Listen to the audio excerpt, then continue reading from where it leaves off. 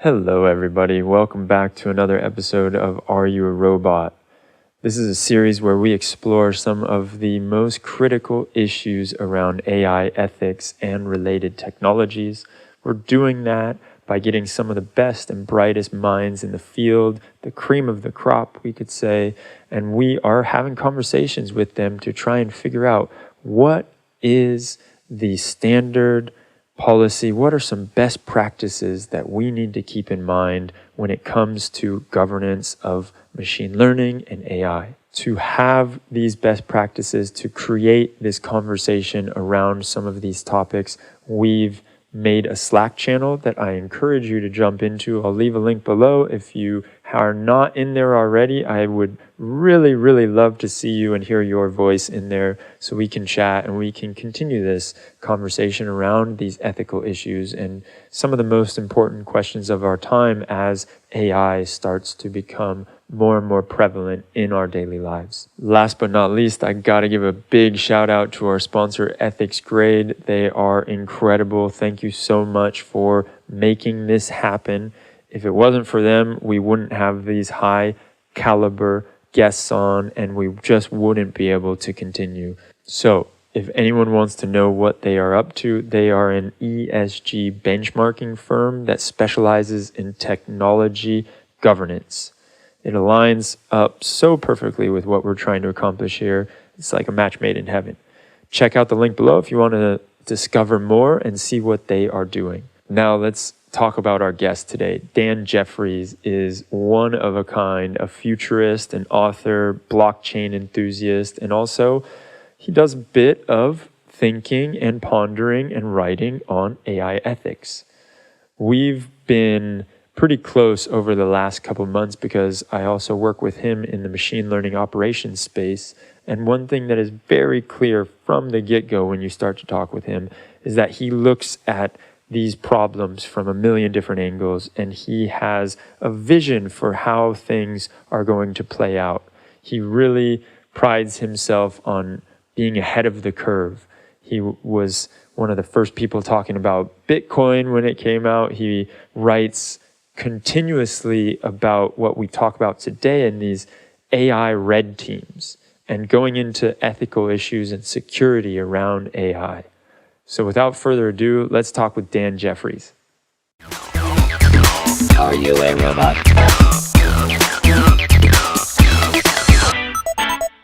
Dan Jeffries, thank you for coming on the Are You a Robot podcast. This is a pleasure. I know that you are a futurist, AI enthusiast, blockchain enthusiast. I really wanted to speak with you today about AI ethics. I think that there's a lot we're going to be able to dive into. But before we go into anything, I want to give a little bit of background for the people that are out there listening. You are the Chief Technology Evangelist at Pachyderm, a machine learning operations company.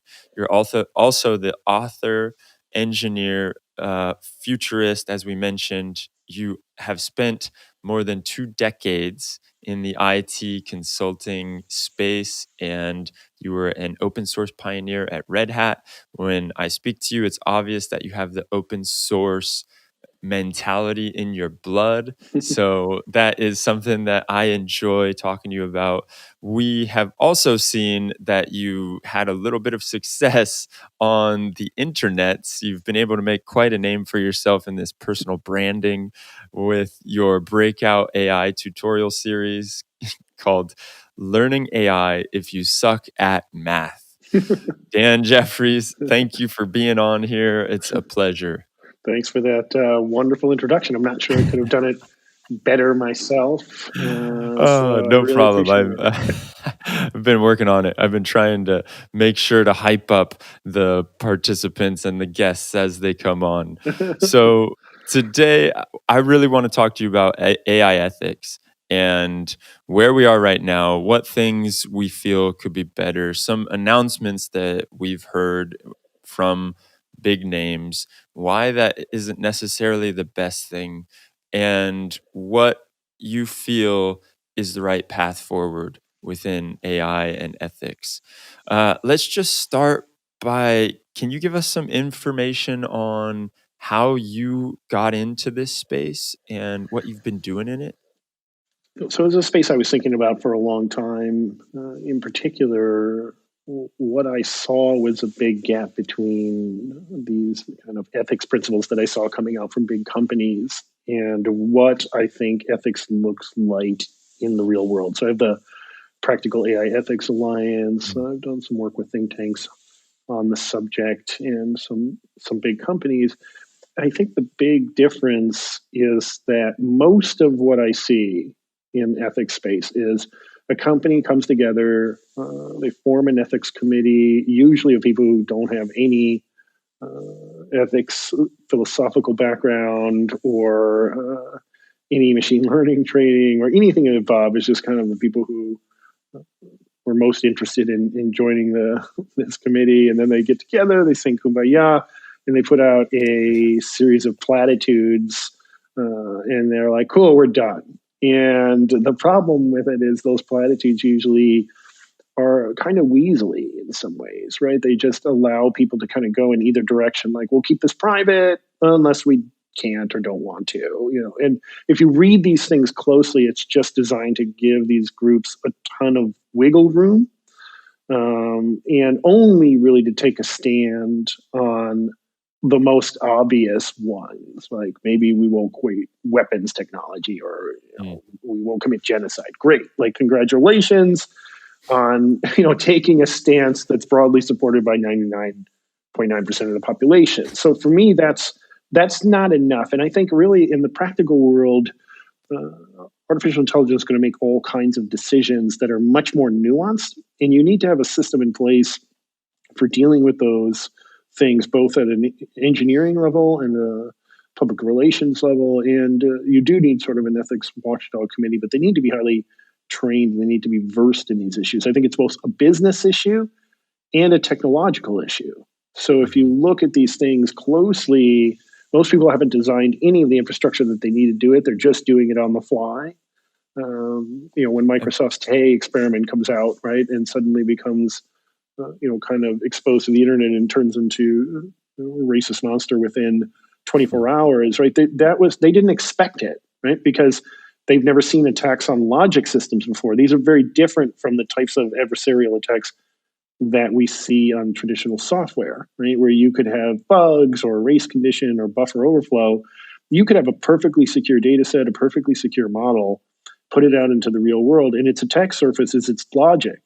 And so when you see something like Facebook building their AI red team, a topic I've written a bunch about, or AI red teams, they formed that team in the last year, not long after I started writing about it, and it was because they were getting adversarial attacks on their nudity filters in Instagram. So people were putting tiny imperceptible dots into the pictures to defeat the filters, the machine learning filters. There was nothing wrong.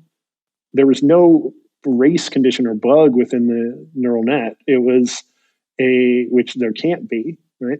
There was just an attack on the logic. And so they had to build this team, and they kept trying to say, okay, cool, now we can detect this dot pattern, but then they would change the dot pattern. So they actually had to create two neural networks, one that could basically scrub any kind of hidden dot patterns from the image and then feed it back to another neural network that could look at the cleaned up image and then make a decision about whether the nudity filter had been violated.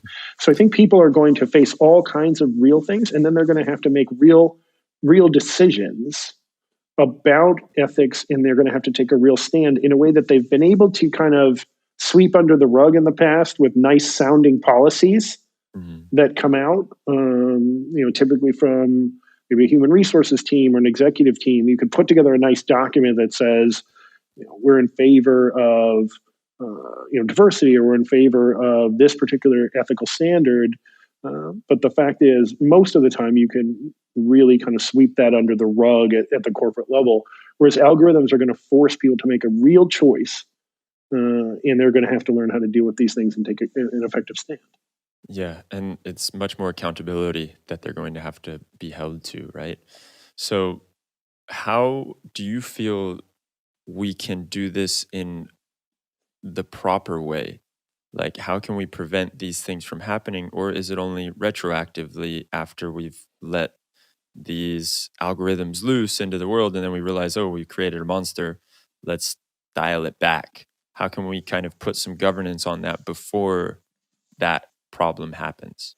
So there's two things. One is you do need like an overarching committee that's going to set the standards and build a program internally. Second of all, you need a second team that's a public relations team that is either could be public relations for internal groups or just or it could be public relations for external groups, and those they need to be trained in the way that artificial intelligence makes decisions and the way that it does things. So a good example, you don't want to be building this team on the fly, trying to figure this thing out. The last thing you need is an AI red team, or what I'm calling an AI red team, which is a team of data scientists, machine learning operations folks, regular coders, interdisciplinary thinkers who are there to bring an older concept back, right? The unit test, for instance, and being able to build a particular test for certain types of anomalies as they come up. So that group is basically going to be in charge of triaging the problem in the short term and then building a long-term solution and building automated tests to deal with these anomalies. So a couple of examples. Lyft, for instance, when they were working on their self-driving car and their virtual simulations, found that there's a small subset of cars and jurisdictions in the world that have I think a yellow left-hand turn signal instead of a green one. And the cars just were like, I don't know what to do with this. And so they had to bring in artists to paint through all of these things and paint yellow turn signals in order to retrain the AI on that particular thing. Or they just found that the cars were randomly jamming on the brakes in the middle of traffic, right? When they face some kind of strange condition. And so they had to learn, why is it doing this and create a specific test for that. So the big companies who are building complex projects are already starting to work on this. Another example is something like Google's infamous disaster with Google Photos labeling people of color as gorillas. And they didn't have a team in place really to look at this. And one of the engineers heard about it on Twitter and was like, oh my God, we've got to fix this now. And so what they did is basically they made it so that the algorithm couldn't label anything as a gorilla. And they got a lot of blowback for this, basically saying you didn't really fix the problem. Mm-hmm. What's interesting is, but it is a Band-Aid. But to me, it's also what an AI red team. At least the first step of what they have to do is triage the problem. In other words, it's like when you come to the hospital, you're bleeding out. The triage nurse has to say, okay, look, this is a gunshot wound. This person's got an upset stomach, right? These are two different things. Here's the sorting. We have to deal with these problems first. We have to create a quick solution. This person needs to go to the doctor right away. This person needs a bandage. So it is actually an effective triage solution. What they need to do after that, though, is start to go back and look at the data set, for instance, or look at the algorithm itself. Do they need an expanded data set? Do they need to buy an expanded data set? Do they need to go out and expand their current data set? Do they need to build a GAN to generate additional synthetic images that they can work with? Do they need, there's a whole bunch of different approaches. Do they need a rule-based system that can overlay with it and offer solutions? Of course, these types of solutions are expensive, right? And not every product, if you're building an app for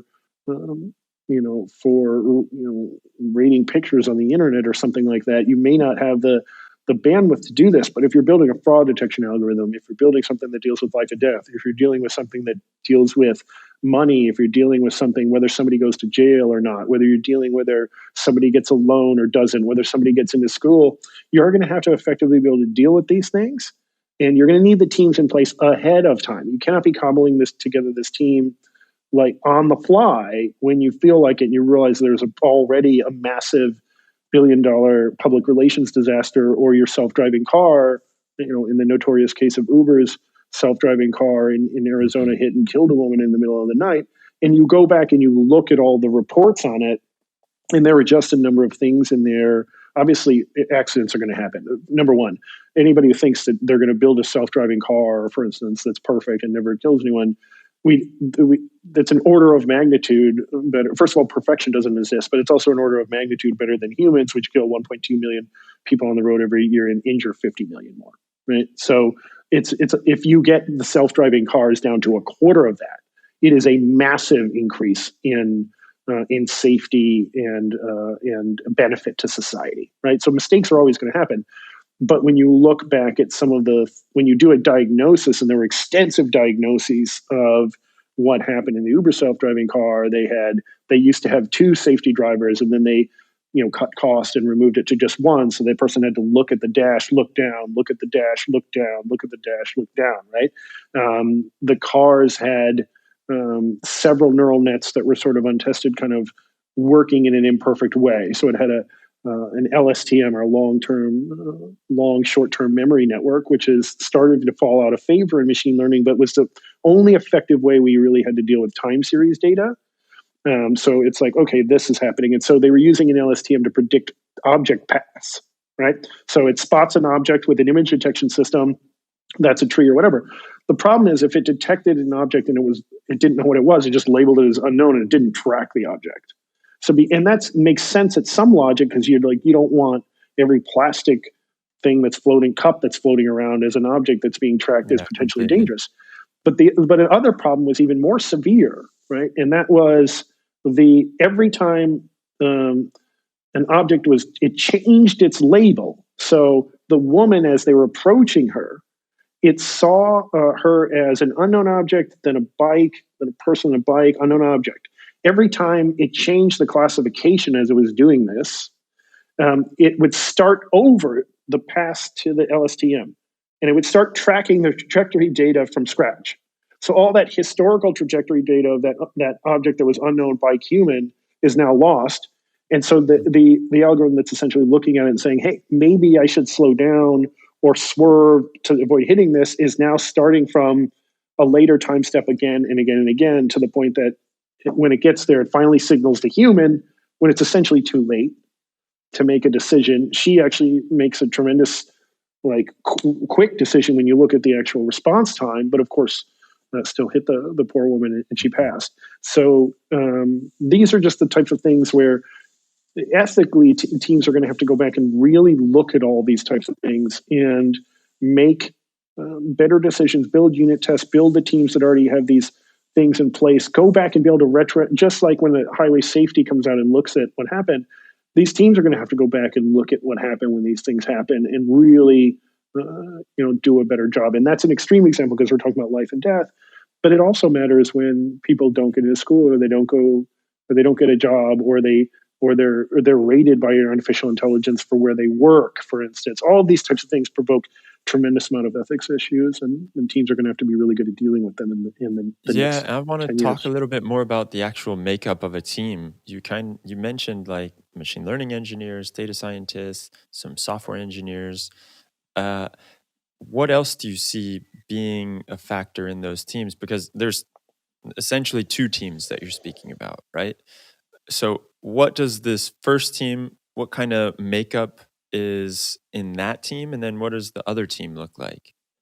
Yeah, I think the PR team is relatively easy to build in many respects. You just need people with a decent amount of technical depth and a passion for artificial intelligence, understanding of it at least, a willingness to talk about technical issues and translate them into real world language for people. For instance, the PR team, if you had a PR team in place during the Google Photos problem, sometimes if people don't understand artificial intelligence, they may think that's a rogue engineer who deliberately programmed the algorithm, right, to label people of color as a gorilla. And so you need that team in place to say, hey, this isn't how the algorithms work. We understand that this is horrifying, and we're incredibly sorry about this, but this is not intentional. We are going to fix this right now. We are on it. And here's how these things work. It doesn't make it better, but we want you to understand how this works. So I think you really need to have a team that is able to understand the logic, the decision-making, is trained in it, probably with a couple of courses, and then is able to kind of explain and translate those things to the real world and listen to people, right? And you would also need that group internally as well. For instance, even if it's not a public-facing thing, let's say you have an algorithm that is in charge of hiring, or maybe you have an algorithm that offers a component to your performance review at work, right? And let's say somebody gets passed over for a review. Who's reviewing that? How do you get access to that? Who How does a worker who's never been exposed to artificial intelligence, how does that team kind of help explain what it's doing, and are they working with algorithms, first of all, that are explainable or that have characteristics that they're not just inventing the truth. So that's a second thing. There's actually the third group I would say is I would change it from an ethics committee to more of an architectural committee. Right? This is a committee that is in charge of kind of setting the standards for internally developed systems and for sourcing third-party things. Right. So if you buy it from a third party and it's just a closed black box, can you really say that its decision making is effective? And in fact, these teams are generally going to face legal requirements in the future, and both from the government and also state level jurisdictions. And they're going to have to be able to come up with a better answer than, well, the algorithm told me so. And when you look back historically, sometimes these companies would sell something and it's the equivalent of a snake oil, right? They're saying that they're using fairness and transparency, or their algorithm is the state of the art. But the question is it really? And when you look back at something like the gal who wrote the amazing book Weapons of Math Destruction, and shows the examples of schools that had brought in these algorithms to rate teachers, and when one of the teachers got essentially laid off because of it, and she sued, and they peeled open the black box, and when they plotted where it was categorizing people, you'd expect kind of this bell curve distribution, and what it looked like was white noise. Like the ratings were just kind of all over the map. It was basically utter nonsense. And there was another teacher who basically had gotten like a 96% score, had changed absolutely nothing about what he did in terms of his teaching style, the books that he used, the textbooks, the class style, and got like a ridiculously low score the next year. You are not going. So this architectural team has got to be there to set a standard and say, cool, we need this level of first, data lineage, for instance, something that kind of Pachyderm specializes in. So you can go back and look at the data set. Oh, wait, there was an anomaly that crept in our resume rating, saying, oops, because we got these broken resumes, or these resumes that were too much in this category. Or you've got to have that version control so you can roll forward and back. You've got to have some level of model serving framework, like a Selden or something, to be able to kind of sunset in one version and try another one. You've also got to have some level of explainability, right? So more and more that's going to become important, where you interrogate the algorithm. Of course, explainability even itself can offer a sense of false confidence too. Well, the explainer told me also it was good, but meanwhile, so you tend to believe the explainer, and sometimes they've shown in tests of people who've tested explainer frameworks that if they manipulate the results in such a way for the explainer to be explaining nonsense, sometimes even data scientists and smart IT folks will go, oh yeah, well, the explainer said it, it's good. So there's even ways to kind of trip that up. But you do want to hold these companies kind of accountable, make sure they actually are building something that is fitting with the architecture that you've laid out. And that they actually have, if they tell you they have differential privacy, or they have an explainer network, or they are using a transparent fairness, you have to go evaluate them. So they have to build a criteria to do that.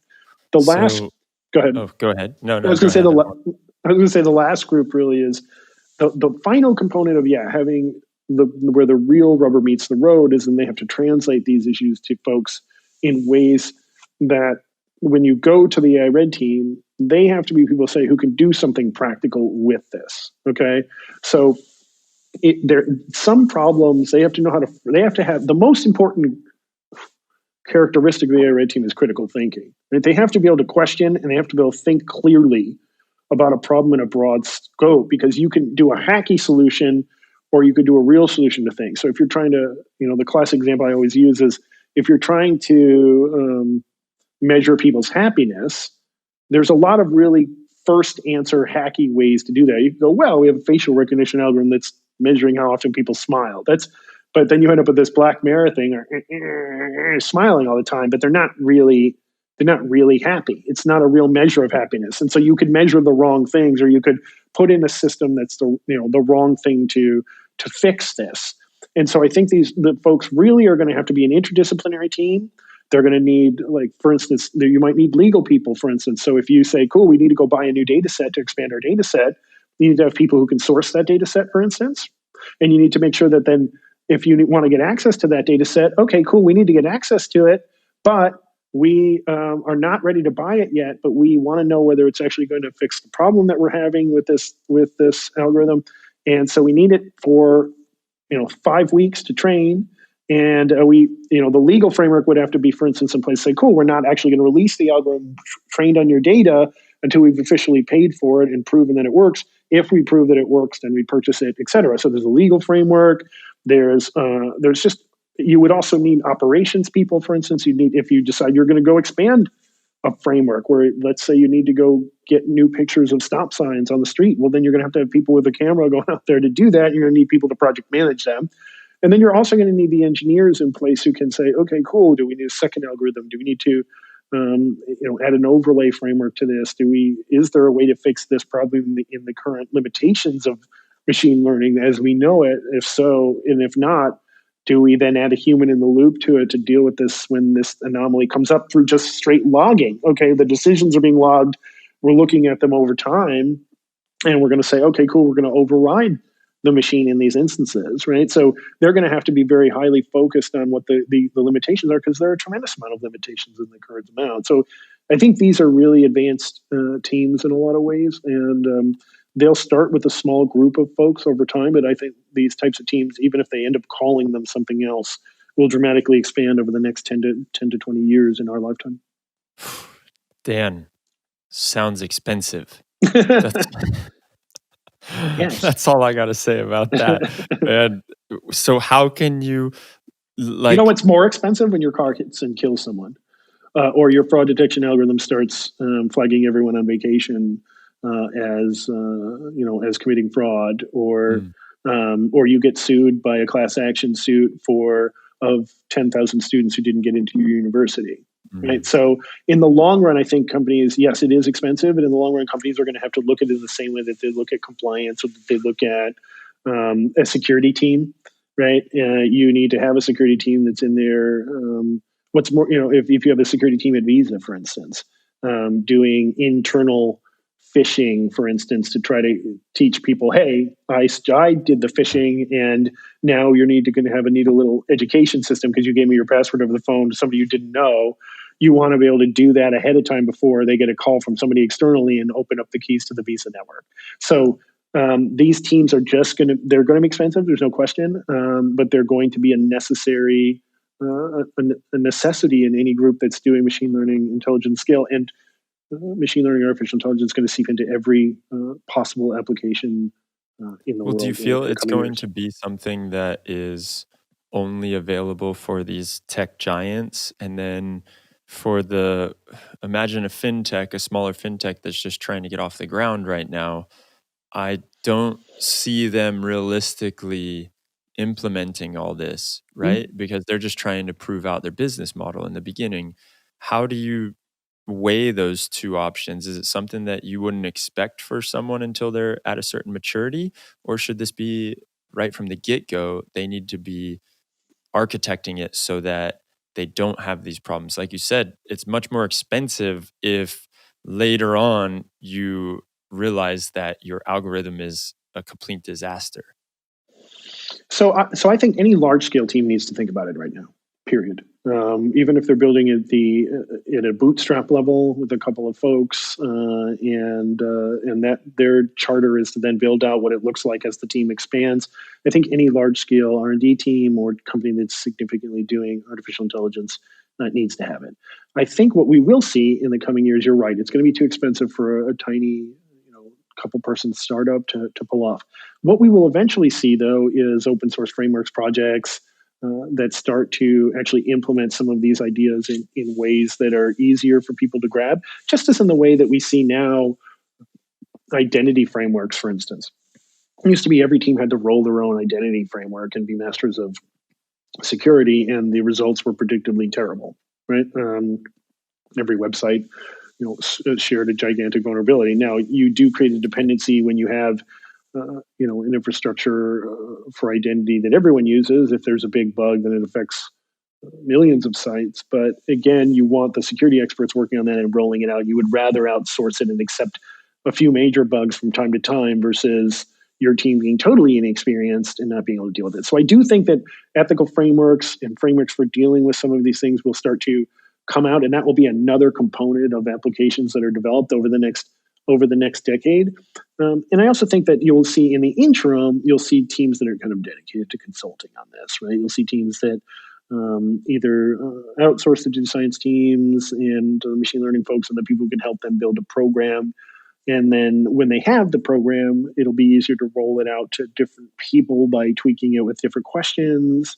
One of the ways I approached it with companies was to have a series of interviews where I posed a series of difficult challenges in the same question 5 or 6 different ways to trip people up and get them to kind of show the conflicts in their own thinking about it, because humans are masters at believing totally incompatible stuff in the same head, right? They're like, no, Yeah. these are totally compatible beliefs, and they're really not. But in that way, I was basically able to highlight instances where they hadn't fully thought through and say, hey, you're going to have to make a decision. It won't be the perfect one, but you're going to have to make this decision, choose it, defend it in court, defend it to employees, to defend it to everyone else. And so you better have thought about it very clearly. Do you remember what were some of those thought experiments that you were doing? Well, so one of them was a perfect one example was with hiring or resume scanning. And so the first kind of goal of deciding who would come in, and one of the questions was really, if you have to make a choice, a binary choice of favoring the most qualified candidate for the job or favoring a diversity initiative, or would you, which direction would you choose? And some people would try to kind of weasel out of it and go, well, if you do have a diversity initiative, it automatically equals the ideal candidates for the job, but that's not really an answer too. That's a sneaky answer, right? And obviously it's not totally binary, right? In other words, like there's and I want to make it clear for folks that that's not the case, but it is one thing where some people would just say, sure, well, of course, we want the best candidates for the job, duh.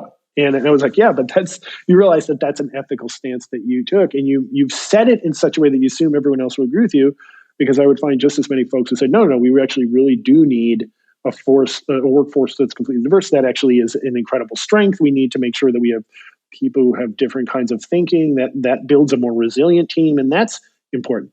The interesting thing is that in the real world, in the world where we live in today, where you can basically craft a diversity program internally with a lot of fanfare and a committee and a nice document that looks really good, you really don't necessarily have to adhere to it, right? And companies go, oh, no, we definitely do. But the fact is, maybe they don't. Maybe a particular employee compromises it, or maybe it gives too much wiggle room within there to allow it. And the fact is, companies are going to continue in many ways to hire. And even you saw this as something like Salesforce, where they thought that there was where the president thought for sure they'd close the gap between men and women in terms of their pay, and when a group of powerful sort of intelligent gals came to him and said, hey, there actually is a thing, here's a bunch of evidence, it's still here, he was shocked. He was like, no, I thought we dealt with this, right?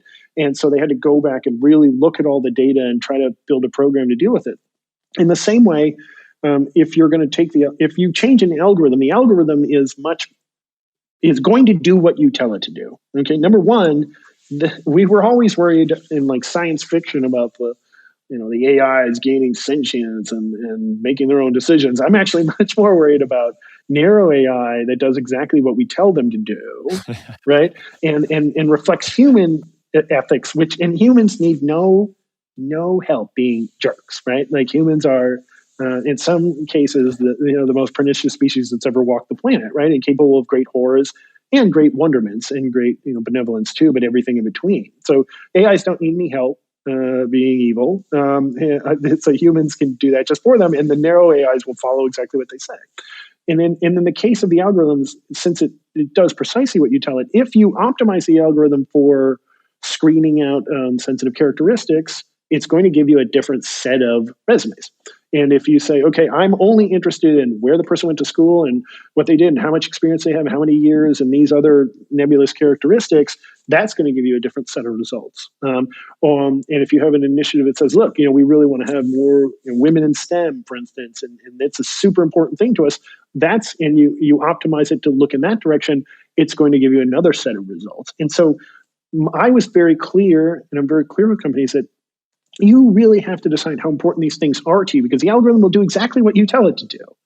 And you have to also be prepared to say, this is where we stand on it. We're doing as much as possible in this area, here, and here, but we've made this decision. And people love to think that there's a universal answer to these questions.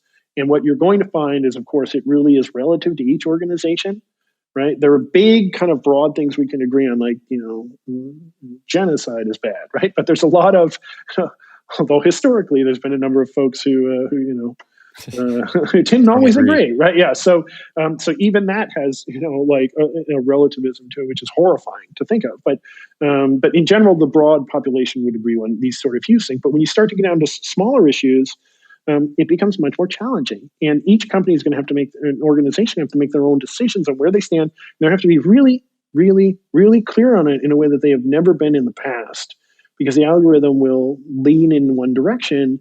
You have to say, this is where we stand. We're prepared to die on this hill. And this is the way that we think that it should be done. This is what we believe. And we're going to stand by it. And we're going to set the algorithms to work in that way. So this is a nice segue into the idea that we spoke about before we started recording on how Google has announced that they put together an AI ethics team, right? And you had a little bit of beef with that. Can we go into that right now? I have a little bit of beef with it because I feel if you look closely at their external ethics principles, they fall into that platitudes category, and if you really read them closely, being an author and a language person, if you really look at the individual principles closely, it basically says that they're going to try really hard to do this or that, but that if there's a business case or a reason that they can't or whatever, then they won't. And to me, that's not really taking a stand on anything. It's like they've kind of said, look, we're really going to respect privacy, kind of accepting yes, we can't, right? Or those types of things. So to me, that's more of a marketing campaign.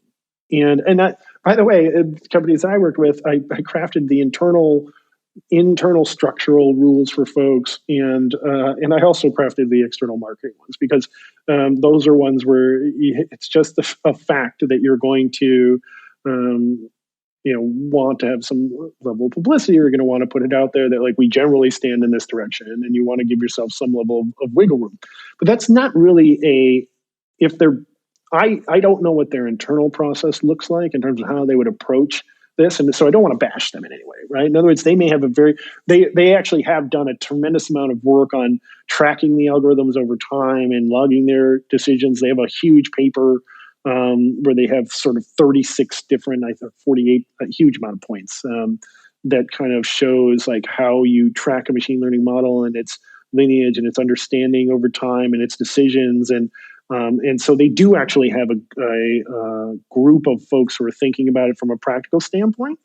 But so I don't have access to their understanding. But if they're going to base the ethics on just essentially designing, a platitude platform of 10 things to put on your website, so that basically nobody can disagree with, like, yeah, we want to be transparent and fair. It's like very few people are going to be like, what? You can't, that's outrageous, right? So to me, that's not really making strong decisions in algorithms. There are real issues that need to be dealt with. And I think unless people are thinking about it in the practical way that I am, or they're really building the systems to do the logging, and they're asking the hard questions of companies of where they stand, which I think is where most people are standing. They're failing. They're thinking, oh, well, we're just going to, implement a couple of logging decisions, or we're going to, let's say you're doing resumes, you can go, cool, we're just going to screen out the characteristics that are sensitive and we're good to go, right? Except you're not, right? There's a whole series of algorithms that have been developed in that particular segment over time, many of which are not very effective and some of which are. So you could have something like a counterfactual fairness in there. Counterfactual fairness will take take your kind of sensitive characteristics and invert them, and in a parallel universe, do you get the same score for the fitness of your resume if Demetrios is a woman, or if Demetrios is a person of color, or if Demetrios is from particular geography or an economic background or whatever it is? Do you get the same score or not? That's an effective way, for instance, to deal with it. And so there are certain algorithms, but it's not enough to just drop them in. You have to have a full understanding of what it is you're trying to achieve. You have to have gone in and asked people the questions of where they stand, and make sure that management and the groups make those decisions. You have to have people that can implement these policies in actual code, right? And not just, and it's not the same thing as we see in the kind of MIT self-driving experiment, which is more of a human moral code than it is like how the algorithms work, where they're like, cool, the car is driving and it has to kill, it's made a fatal mistake. Does it kill the school children bus or the old person or the homeless person? And so that's a famous experiment that they have on the MIT, but that's more of a human morality, because we don't program the machines like that, right? We don't program explicit rules. So it's like, okay, in the event that if school children, old person, then old person, right? It doesn't work that way. And so it's more, you're going to need people who are skilled in building systems that would affect the logic internally and nudge it in a way that you would want it to go without being able to build exclusive rules. So I felt that I felt skeptical when I saw the announcement, more than anything else, based on the things that I've seen externally. But again, I don't have access to the team, and they may have a really robust team inside. So I would withhold judgment until I would actually kind of see what the program looks like. But I maintain a healthy skepticism over it. Well, one thing that I'm trying to play out in my head as like AI and machine learning becomes more and more intertwined with our daily lives and in the genetics of companies, do you feel that there's going to be some kind of what you spoke about, this code that they're going to all be putting out? And the main question that I have is, how much transparency do you feel is necessary in that code, or this like, hey, this is where we stand with respect to our AI program? So I think I'll take a semi-controversial stance on this, and that I do think that there's a public-facing kind of way to do this, and I do think that there's an internal process that needs to be a little more closely guarded. I think that sometimes when you need to know where you stand clearly, you need to have effective policies, you need to be able to defend it. But at the same time, I also am not of the mindset that everyone should publish the interworkings of every single algorithm that they're using, and the interworkings of every single ethical stance that they take. Because the thing is, in the modern world, we've got this sort of social media mob mentality at times that just swarms on, you have sort of interest groups that swarm on different groups that just don't agree with them and try to nudge them in a specific direction. And you're always going to find people who disagree with a particular stance that you took. It doesn't mean that there should be no accountability. There absolutely has to be. And naturally, nation states and companies as a whole are going to set broad policies of things that are just unacceptable, right? And people are going to have to fall within those guidelines. But I do think it can actually be counterproductive, almost in the way that when I think about my writing, for instance, as a young writer, I was open to feedback immediately. Like as soon as I did my first terrible draft of something, like get everyone's opinion. The problem is that was always actually detrimental to the writing, because most people are not able to take a pile of crap, which is what a first draft is, and see what I was trying to do and where it could go and be gentle, right? So, some people are just focused on grammar and word choice and whatever, and they attack all of that and destroy your ability to have any sort of passion about the draft, and then suddenly you're depressed about it.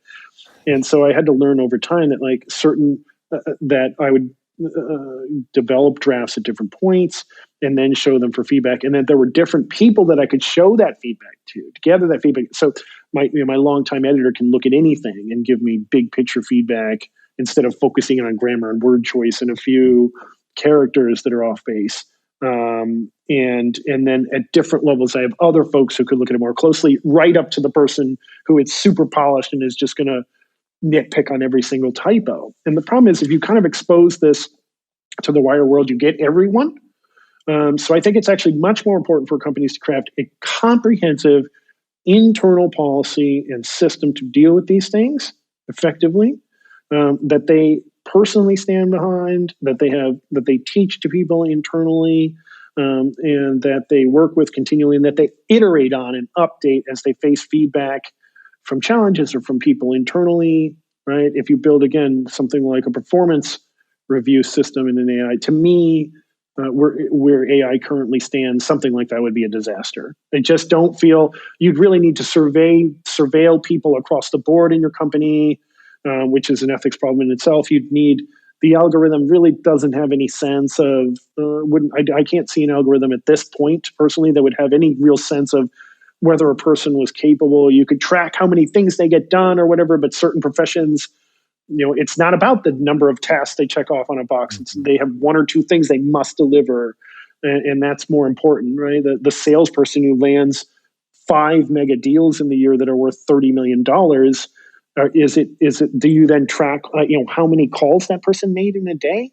Is that an effective measure? And I think there's just going to be algorithms are going to be really challenging at this point. So so you're going to have, if people choose to implement something like that, you're going to need to deal with the feedback, and you're going to iterate and have to decide whether this is a good practice or not internally. And I think that's going to be a challenge for every company in the next 20 years. Yeah, this idea of the external facing model that you're giving people your stance, but you're not giving them everything. And then the internal model that is comprehensive. And what you said that I found fascinating is training people on this. And I'd like to dive into that idea a bit more on the training. Is it going to be something where you feel there's, like these days with security training, we mentioned it before with people phishing and trying to catch someone doing something that's not totally secure? Do you feel like there's third parties that are going to come in and read this internal statement and say, okay, we're going to then train for this? Or is it going to be something that a company is going to set up their own tutorials that everyone has to watch when they're onboarding? Like, how does that play out? Yeah, I hope it doesn't just turn into kind of the typical financial ethics, nonsense that they do every year in a giant corp, where you like click through the same thing every year. Like, cool, I know what insider trading is. Thanks very much. Right. That's. I hope it's not that. Right. What I'm thinking of is much more comprehensive of. And I don't think of just as a statement of policy. I also think it is a series of programs to check things. Right. Maybe if your algorithm is doing, again, resume screening, then maybe you design a human in the loop test that you have to test, where you have a set of resumes that you've decided are really qualified, another set that aren't, and you have humans have a set of checklists to go through and basically design, like, here's how I'd rate this, here's how I'd rate that. You train the humans on what your standard of the kind of rating these things are. They go through and do it, and then you compare the human result to what the algorithm would say about those same things, and you continually do that over time.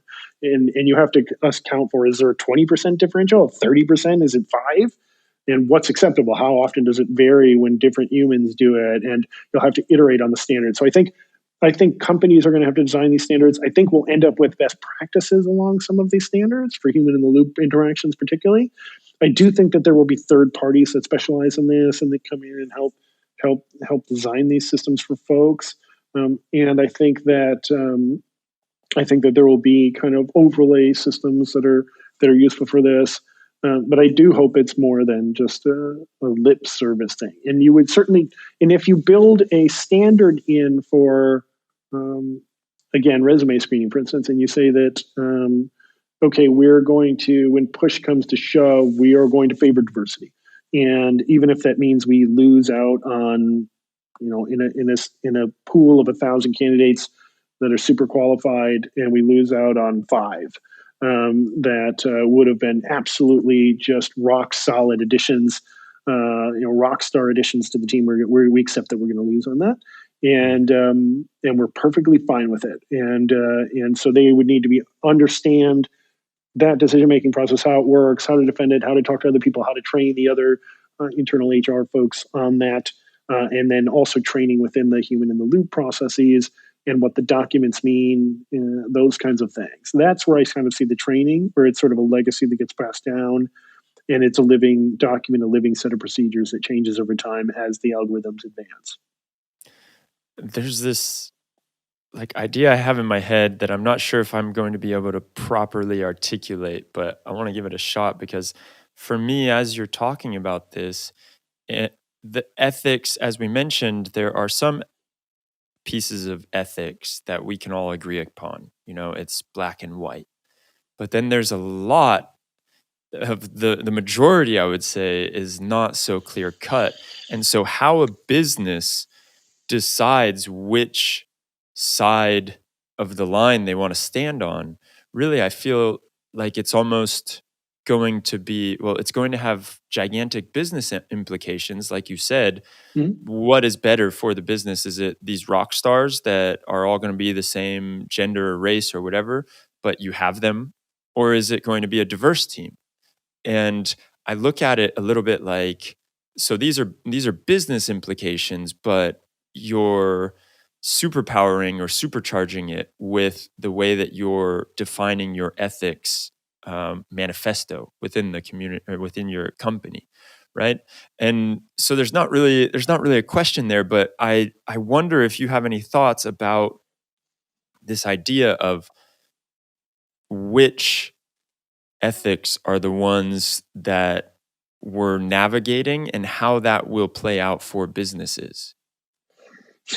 Everything. I mean, the challenge is it's going to play out in ways both negative and positive, right? And it's going to be, there's a societal level sorting algorithm, if you will, about where, which businesses are successful, and many of them will be successful based on the choices that they make internally, right? But the ethics of what these things make is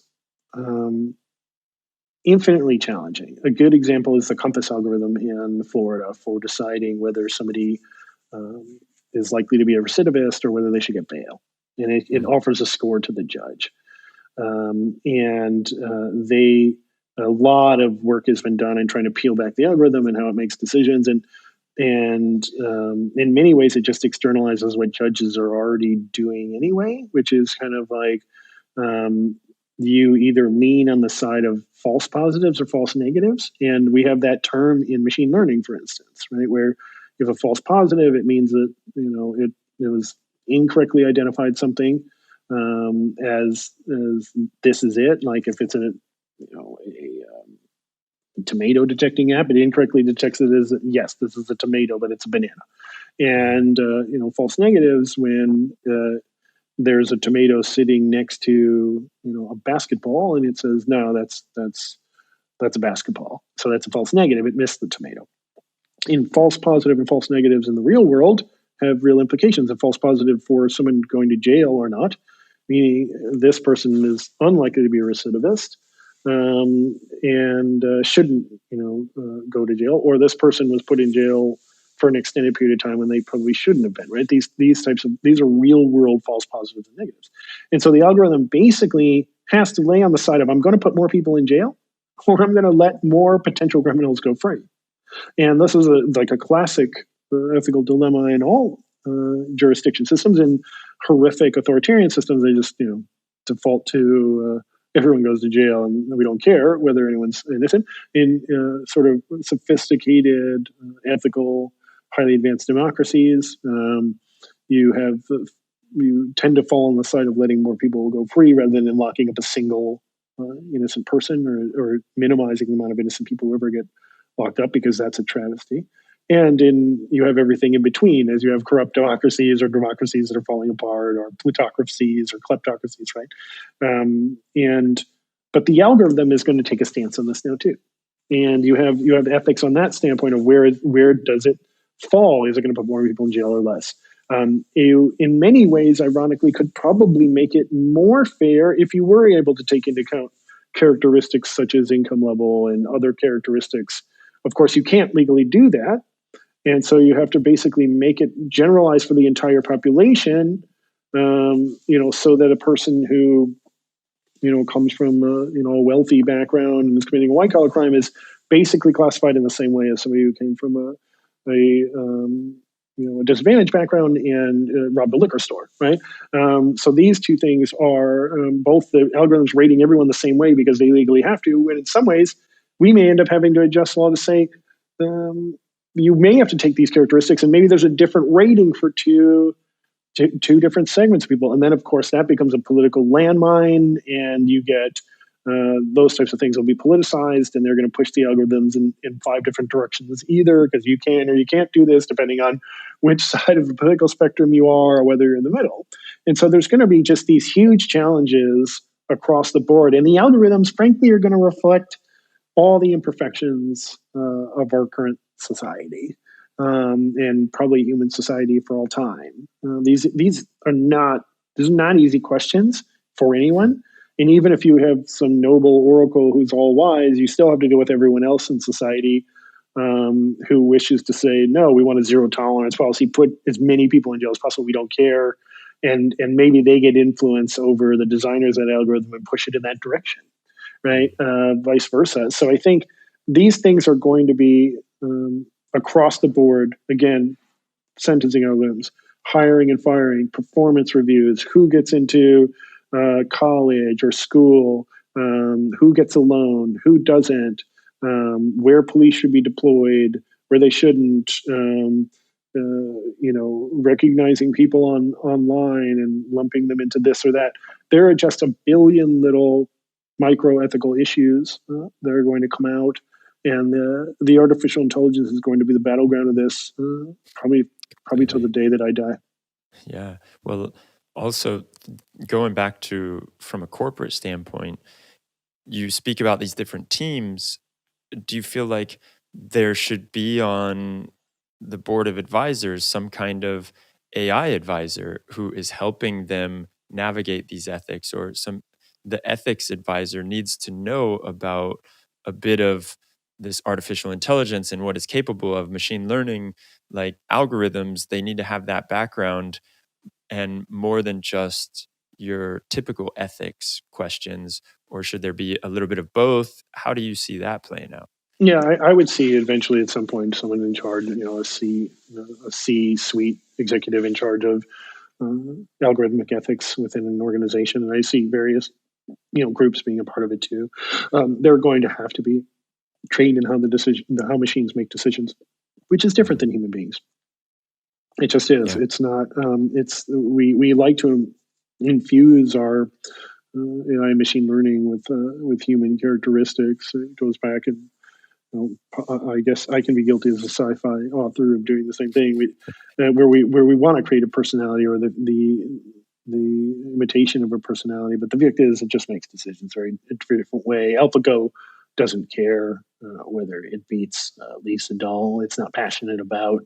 It's not celebrating afterwards. Yeah, it didn't sacrifice its life to learn Go versus like its social life and like after school activities to train, from the time it was 5, right? So, and it doesn't have any other desires, and it can't do anything else, right? It's just it plays in a very different way too. And then you come along with AlphaGo Zero, which learns kind of completely without any human desiring behind it and learns its own way to play. And maybe that actually ends up mirroring more how humans make decisions in terms of, moves being more intuitive or aggressive or defensive in the way that humans were.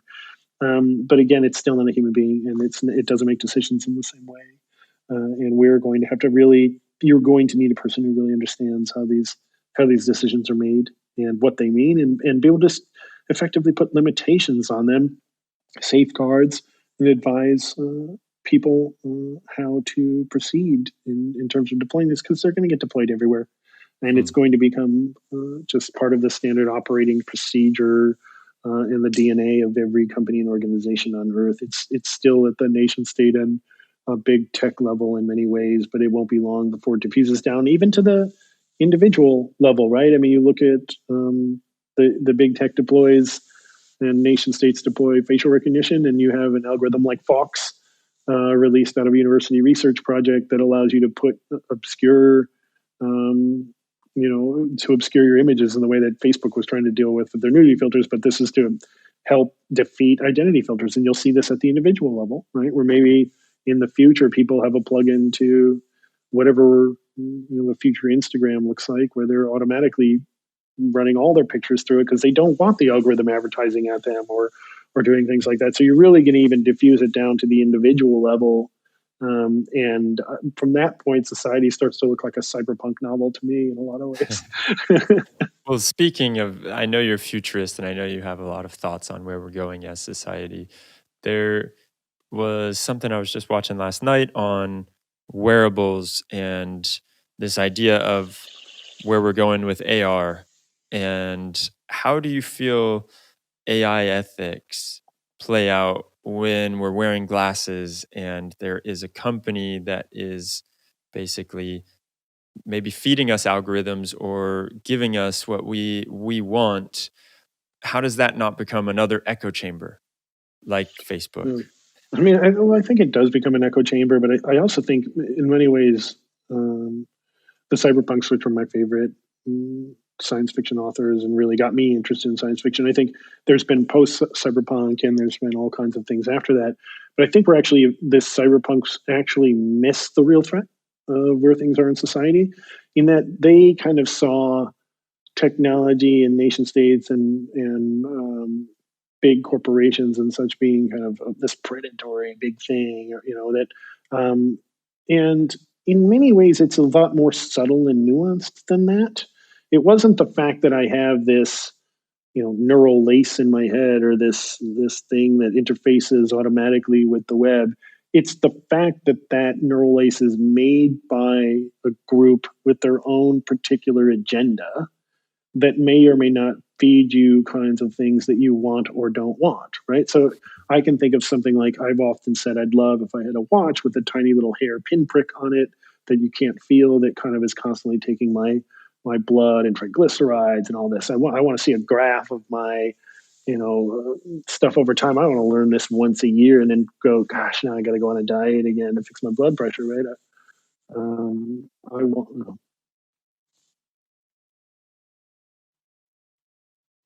We had a little pause there. So I don't want to have a once a year go to the doctor and figure out that now it's time to go on the diet again to fix my blood pressure or take a drug to bring it down. I want to know over time, hey, here's the trends or whatever. So that kind of thing is tremendous, and I think sci-fi writers in the past have said something like this could exist.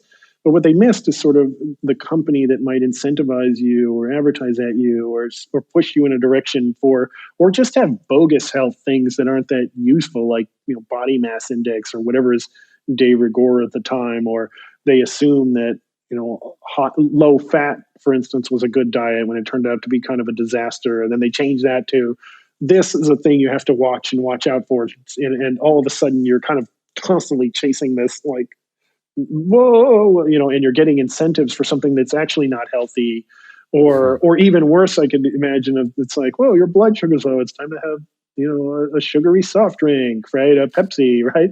That kind of thing, to me would be a disaster in terms of mankind. It would be the kind of thing that just, I like to say, it pushes past the blood-brain barrier of your ability to make decisions, right? And because it's so highly calibrated and tuned and it seems realistic. I think that kind of invasiveness to me is something where I know I'm probably getting a little bit older. Whereas like when I was younger, I felt like I could always I'd looked at every kind of technology as like, even if it had a downside, as being an unmitigated positive in some ways. And I do try to be a centrist on these things and look at both the dark and the light of any technology. Everything is both good and bad. It exists on a spectrum. It may lean one way or another, and I think each individual thing has to be evaluated. But there are definitely types of things now where technology feels more invasive in some ways than it ever has, and in different ways than the cyberpunks have. And there's a part of me that spends less time with social media. I use an app called Freedom at times, especially when I'm writing. It basically blocks my ability to go to any social media for a period of time so I can concentrate actually, and not be pushed and pulled. I don't want push notifications. I mute everything. I unfollow every feed. I'm not interested in so-and-so said this outrageous thing so I can be suddenly manipulated emotionally and upset and have to go towards it. So I think tomorrow's kids are really going to have a totally different world that they have to deal with. And one where they're going to have to effectively make choices as an individual to screen out some of these things and then use them only when there's a real benefit to them. And they're going to have to be really sharp at understanding when the negatives outweigh the positives in terms of any benefit they receive from a piece of technology in the future. Amazing.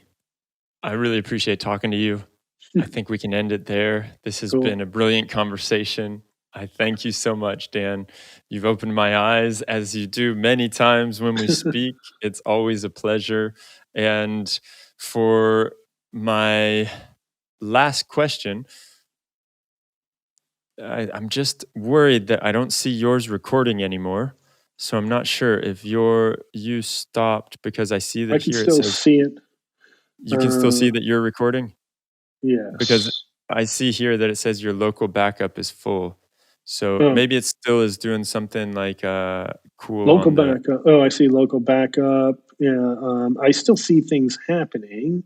You still see the little on your side? Because I stopped seeing I still see it says recording in progress still on mine. Okay, cool. Do you see the little, you see how on mine it has a line and then there's the sound wave?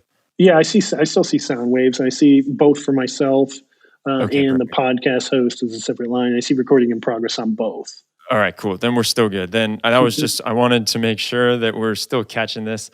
So my last question for you before we finish this off is, Dan Jeffries, are you a robot? I like to think of a cyborg from the future. I like to think I'm augmented with technological extensions to my intelligence, but I'm very much, unfortunately, a meat space creation subject to the decay